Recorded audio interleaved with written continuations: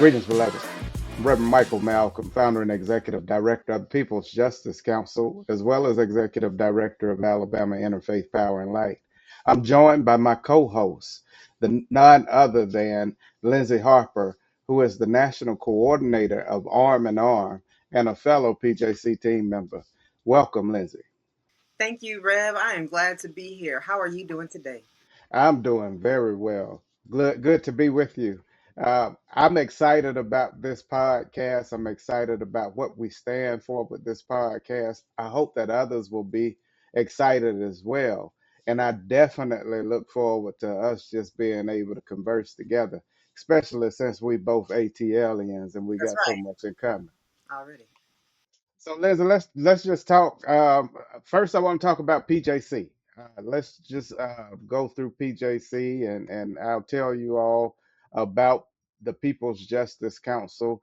We started back in 2017. Really got our 501c3 and became a nonprofit in 2018. But we really started with the mission of engaging in equipping communities with tools and access to build power from the grassroots up. As a part of that, we actually began a relationship with US Can. US Can became our home and our starting place and still is the first family for the People's Justice Council. There, I met the incomparable Lindsay Harper, and they also began Arm in Arm, and we began having some real good conversation, real good fellowship, but we got into some real good trouble. And that's what I like the most. And that's the thing that I really galvanized around that good trouble we got in because it was for community. And Lindsay was the campaign director for Arm in Arm. And then Arm in Arm came under the People's Justice Council. And when it became a part of the People's Justice Council, we partnered extremely close and extremely heavy and began to help lead together.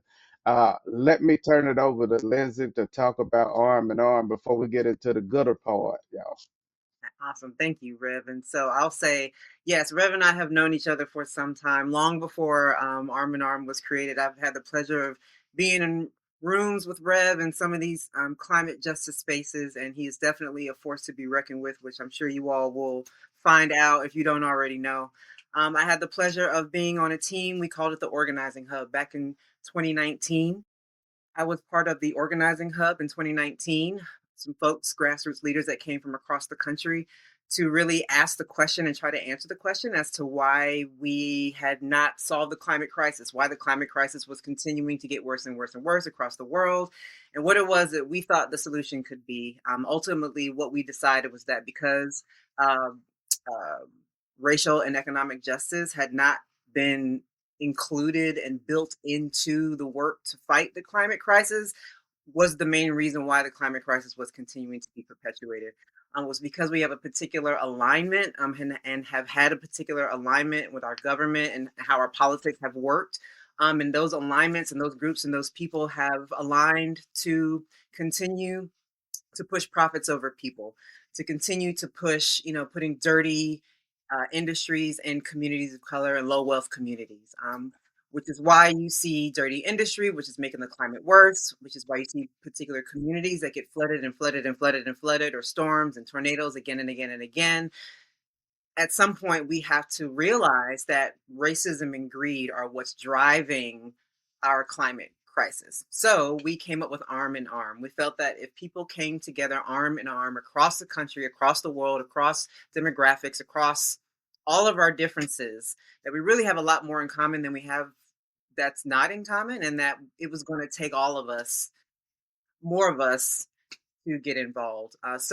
When I said all, what I actually meant was Dr. Erica Chenoweth had wrote a book and was able to find that historically 3.5% of any population has been able to topple dictators. It's just the math. That's how it works. And so the idea was that we could try and use these moments, trigger moments when big things are happening, either storms or, even the Target boycott, big trigger moments where people are willing, feeling a certain way and willing to move together to kind of bring attention to the fact that the systems, the laws, the things that we allow in community are really working against us, and we need to do something else.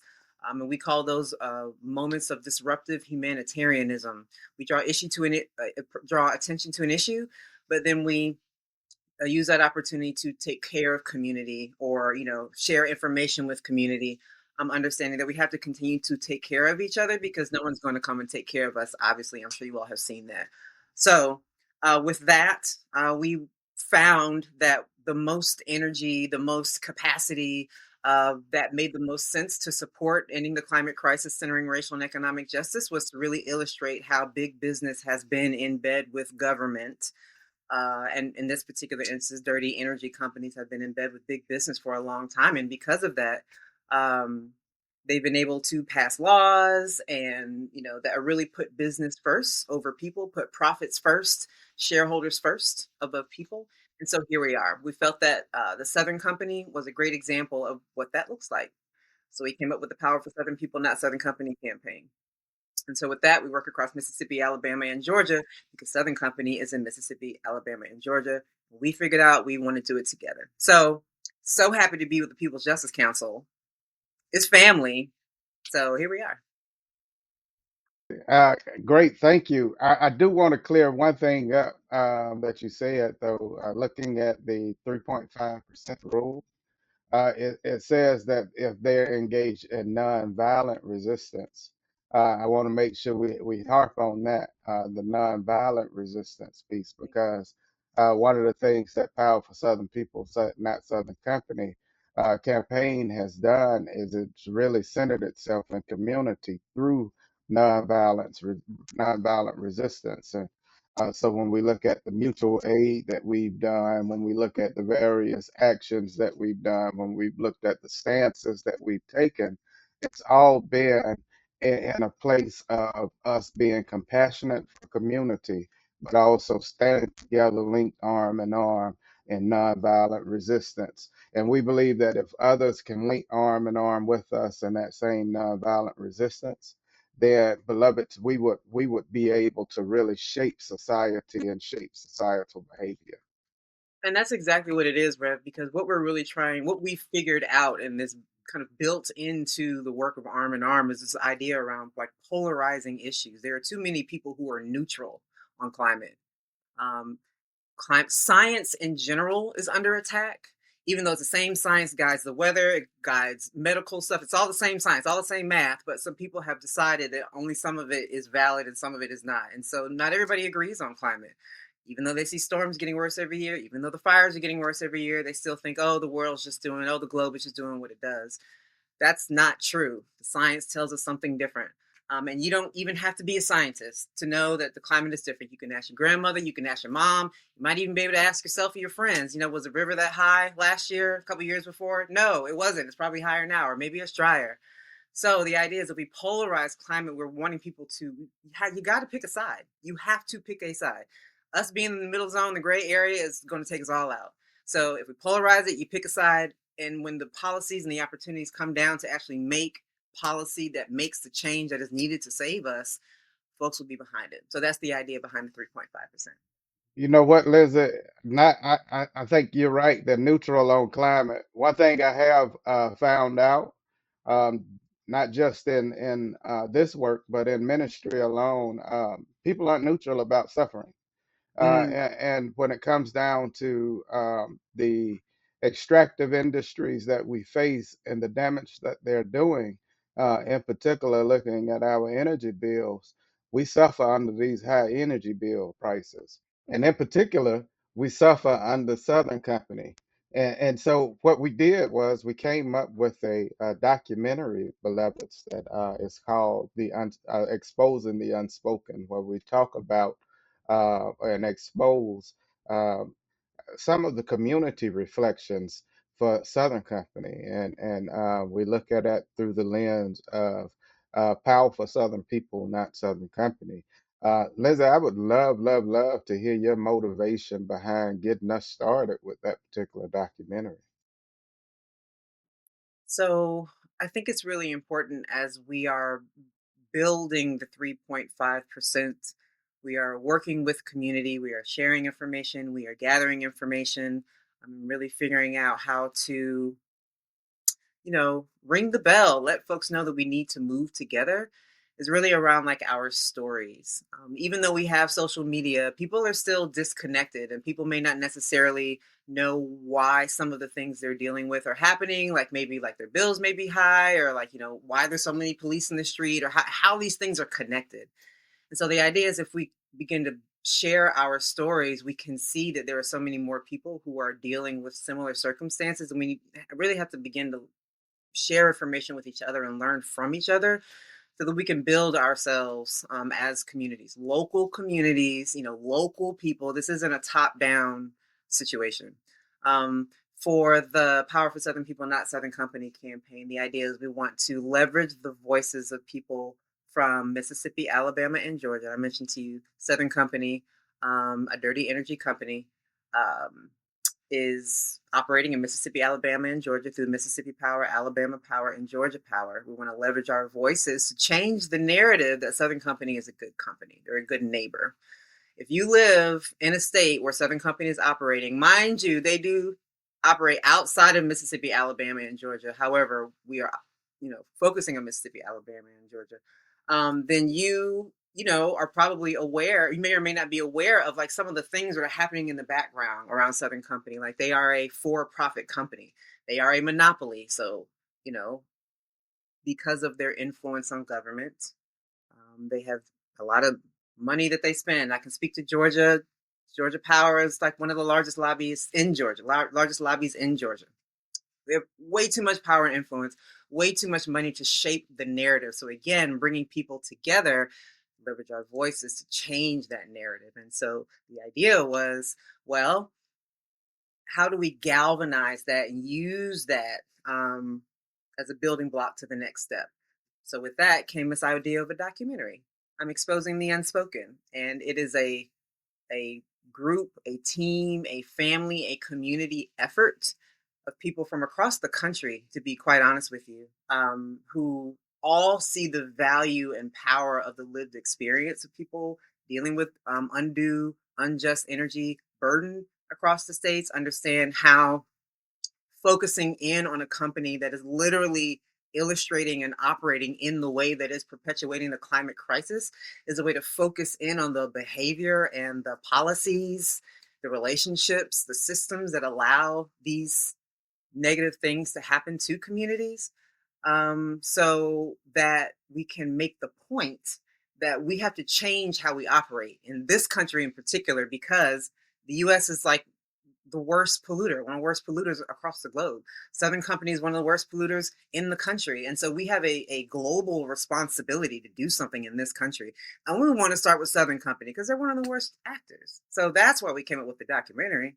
And so far, it's been shown around the country, not just in the South. So one of the things we want to do is we want to show this documentary, beloveds. We want you all to show this documentary, but just to give you a teaser, just to give you some of what we're talking about, in the fact that Southern Company has not been a good neighbor, and though those of us of courage have exposed that.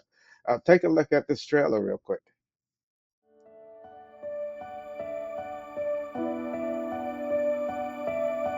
Southern Company's relentless pursuit of wealth has left in its wake a trail of environmental devastation across an entire region of the United States. One of the most important pieces about the Power for Southern People, Not Southern Company campaign is that we're doing it across 3 different states across the South.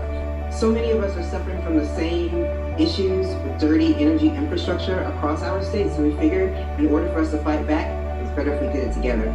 We know that in this work, in the climate crisis, that we are up against very well-resourced corporations and power players that have vast amounts of political influence and money. In this documentary, we're going to see how Arm and Arm is exposing damage done by Southern Company, revealing the extent of detrimental practices. And most importantly, to tell different stories than the ones the dirty energy companies are telling us. Arm in Arm brings to light the irreversible damage caused by this bohemian, reminding us of the urgent need for change to save our lives. Birmingham is a predominantly Black community, and we're sick and tired of breathing this dirty air, and we're sick and tired of all the pollution coming into our waterways and into our land and ecosystems. It's time for us all to say, enough is enough. No for Southern people! Not Southern company! No for Southern people! Not Southern company! Man, that was awesome and amazing. I'm telling y'all, y'all need to look at this documentary. Not only look at it, but share it out. We need you to share it out. Get involved with what we're doing. So, Lindsay, we talked about one of the things that I saw in the documentary or trailer was that votes are being suppressed. But it's not just the votes are being suppressed, but communication is being suppressed as well. Our messaging is being suppressed. In particular, when you look at mainstream media, there's a censorship on mainstream media, which caused us to really look at starting this particular podcast so that we'll be able to get the word out so Southern voices can be heard. I would love to hear your reason and motivation behind not only helping to get this podcast started, but also being a co-host of this podcast. So for me personally, I have come to realize that part of my function and what the light that I bring to this world, Lindsay Harper, is using my voice for good cause. And I've learned too much to not say something. Through my work in Georgia, through my regional work, my national work, my international work, there are too many common threads. There are too many things happening to too many people that are too similar that, like, I'm tired of the lies. Like, stop it. The wrong people have the bullhorn. The wrong people have the funds to be able to shape things and continue the lie and grease the slide so we can all slide off into, burn up. So no, I want to say something, and I want to promote and support things that help people understand that they're part of something much larger. But I think what's most important, I want people to understand that, like, we don't have to live this way. We are also participating in helping to perpetuate the status quo by going along with it. There are some who may not have the opportunity, the capacity, the wherewithal to go against, but there are so many more people who do, more than you think you may or may not be able to say something, do something different. Expect something different for yourself and for everyone else, from your elected officials. I think that there's an opportunity for us to rebuild community. I think that, since for the Black community, since desegregation, we're scattered, we're woven into practices, and we're participating in an economy that was never built for us. We're participating in systems that weren't built for us. So I think that we need to be able to participate in a way so that those things can serve us. We also need to, most importantly, participate so that we can build our own autonomy. We can't do that if we're scattered, we're distracted, we're not talking to each other, and people don't understand that, hey, wait a minute, what, you're having that same thing too? You're having that same thing too? These are the things that build community. And so this documentary, this work, these relationships that we're building, that we're, sharing, is key. I don't think we can do it without galvanizing voices. That's what this is. We got to get a bigger bullhorn. So that's what we're doing. I mean, telling the truth. I love that. I love the fact that we have agreed to ground this podcast in truth telling. The problem that we have is that we've been fed lies. We've been fed this. We've been deceived into believing that this system was meant to work for us, and we see a select few that make it through and find some progress in the system, and we tend to point to them, and we tend to have them pointed out to us to make us feel like that this exception is achievable. But the fact of the matter is, it's not grounded in truth when you think about that, because it's not achievable for everybody. However, we are fighting, beloveds. We are fighting with every fiber of our being to make that a reality for all. But we need you all to get involved as well. And one of the ways that you can get involved is by liking, sharing, and subscribing to this podcast. We want this thing to blow up like nitro, y'all. We want it to really, really bang and really, really go big for us. And we need you all to make that happen and make that a reality. Lindsay, we've talked about some of the predatory practices of Southern Company, and we know that Southern Company is trash in a major way. And not only are we saying it, but we've listened at community voices that have said the same thing. One of the things that I want to make sure that our listeners hear is that the reason why your bills are so high is because of Southern Company's predatory practices, is because of Southern Company's ways of damaging your community while painting your playgrounds or building your playgrounds. Um, Yet they're poisoning and polluting our communities.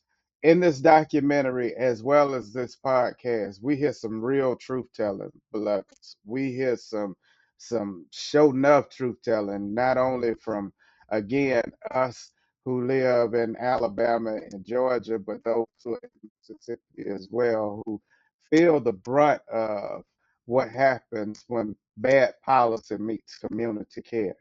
Uh, let's play this other trailer and we'll come back, and then we'll have some further discussion. How about that? Sounds great. I definitely want to share more about these predatory practices so people know what that actually means.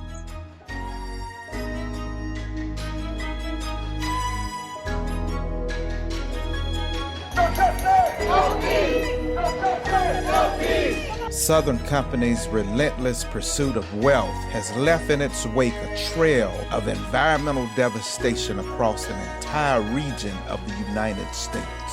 These folks pollute groundwater, pollute the air, just destroy the community. The most disrespectful to players, to the land, period, across the region. Southern Company has been a really bad actor in the South for a long time. They have spent money on legislation and legislators that support anti-abortion, anti-voting, anti-climate, anti-democracy.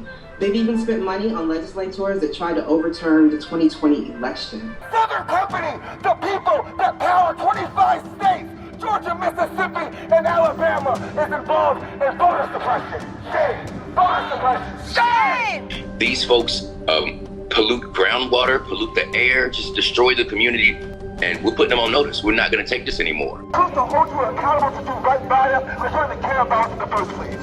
We decided that focusing in on Southern Company with the Powerful Southern People, Not Southern Company campaign is the best way for us to illustrate who the bad actors are and how they do their bad actions and who they're impacting, and most importantly, to tell different stories than the ones the dirty energy companies are telling us. We want to tell the stories from the people who are having the experiences, who have the $500, $600, $700, $800 bills monthly that they can't pay.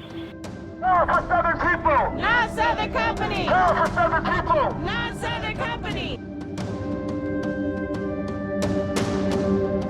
So what do we mean when we say predatory practices? So let me run that down to be a little bit more specific, because one other issue in the climate world is sometimes we use words that don't resonate with people. So that's the purpose of the documentary, the purpose of this podcast, for the people, to make it make sense, okay?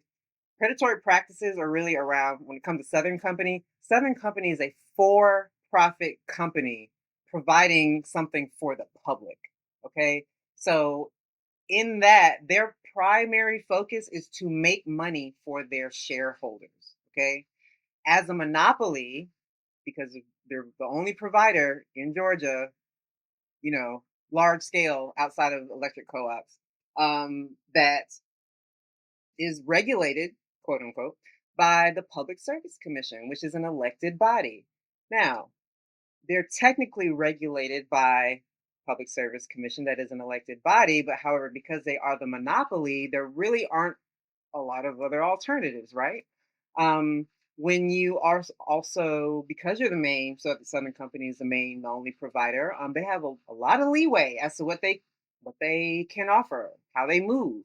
Um, One of the things is that how they choose to spend their money, right? They spend their money again to support making money for the shareholders. So in order to make money for the shareholders, you need an environment that is kind to what you want.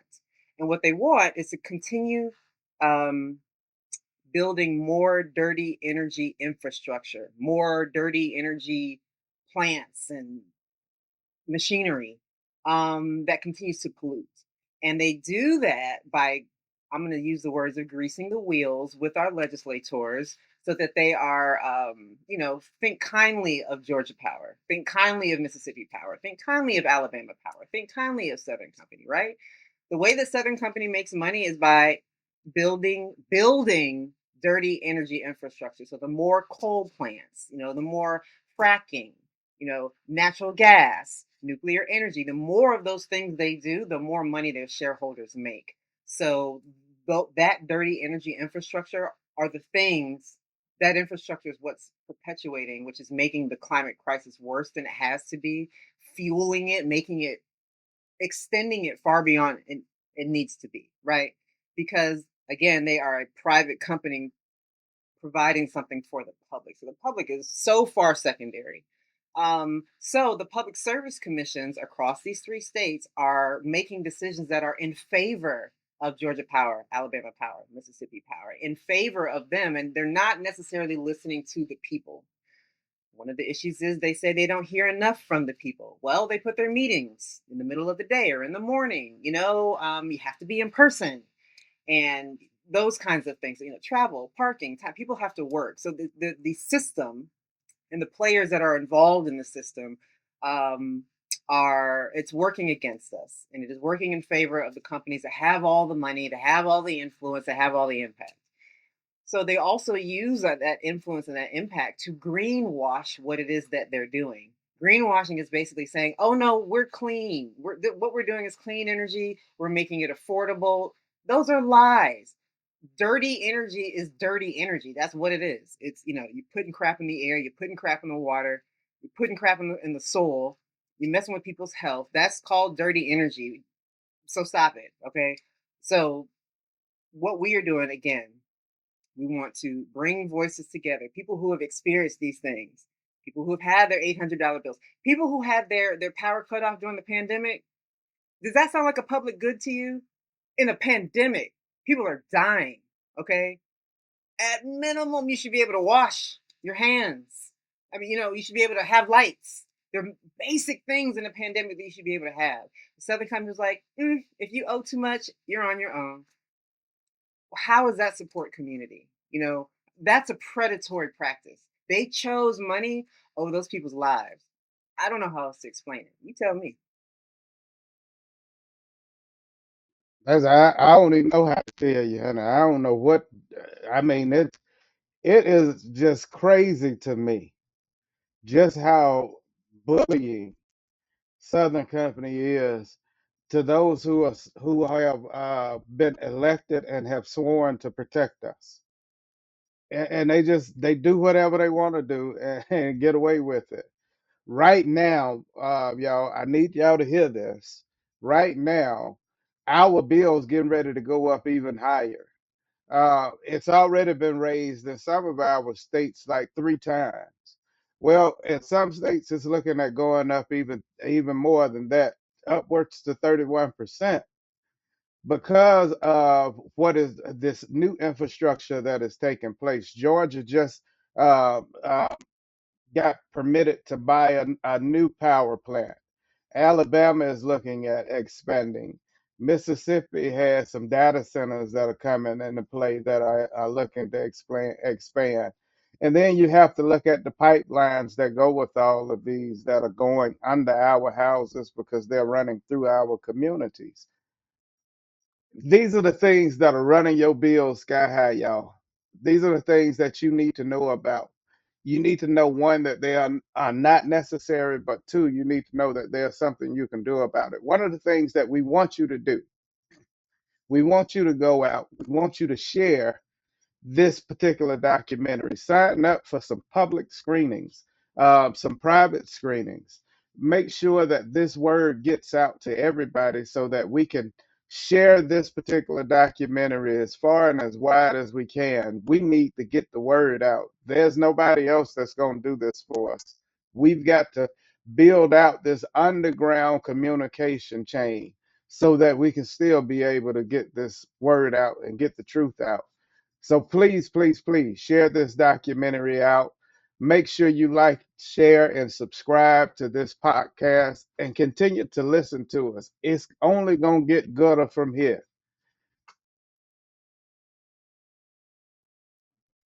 Yeah, that's facts. And to your point, all of this work around data centers that's happening, I know if you can hear my voice, I know you've heard something about data centers. And so the thing that stuck out to me, again, thinking like how what people's priorities, what companies and governments priorities are, the amount of land and water that goes to data centers when you've got people who don't have adequate housing now and don't have access to clean water, people, right, don't have access to these things. But based on these projections, because companies have said like, oh, we're so important to the world, AI is like the only thing that's ever going to exist, and everything's going to, there is a projection that has been put out about how important AI is. I'm not saying AI is not important, but I'm saying the companies are driving the narrative, and that narrative is driving projections, and those projections are driving data centers when the demand actually isn't quite there yet. And those projections are going to continue to grow and grow and grow. And so that land and that water that's going to those data centers, let's say there's a drought, let's say something's happening with the land. The way things are going, y'all, they might choose companies over people real soon when it comes to giving out or allocating or assigning land and water. When they start choosing companies, oh, no, no, no, this company needs the water because of the data center, but you got folks over here who literally cannot drink water. It's already happening.